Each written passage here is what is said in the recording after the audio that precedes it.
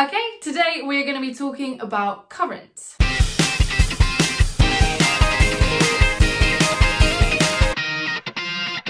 So what is current? Let's think about what's happening on the inside of your wire. So in your wire, you have some positive ions and you have some negative electrons. And those electrons are free to move through your circuit. When we are thinking about current, we are thinking about how quickly those electrons are moving.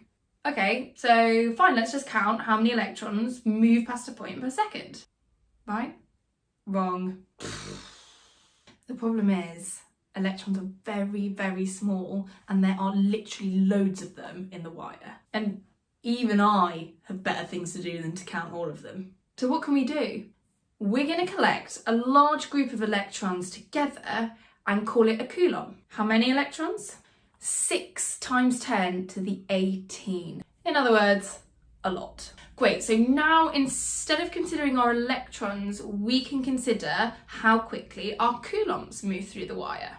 And here comes our definition of current. The number of coulombs passing a point per second. Or if you want to be really watertight, the rate of flow of charge. Rate, how quickly. Flow of charge, coulombs moving. Remember, because a coulomb is just made of electrons, it's effectively just a lump of negative charge. We measure current in amps. 1 amp is 1 coulomb passing per second. If I wanted to physically measure the current, then I'd need an ammeter. Remember, when I use my ammeter, I need to make sure I place it in series with my components. Okay, but what if I wanted to calculate the current instead? You'll be delighted to know we're at the point in the video where we can introduce our new equation. Q equals I times T. Q is charge in coulombs, I is current in amps, and T is time in seconds. I know the symbols aren't logical. At least the equation is actually quite easy to remember because it looks a bit like quit. The irony is not lost on me.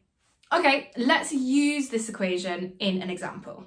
18 coulombs of charge passes through a wire in 3 minutes. What is the current in the wire? First, let's label all of our variables.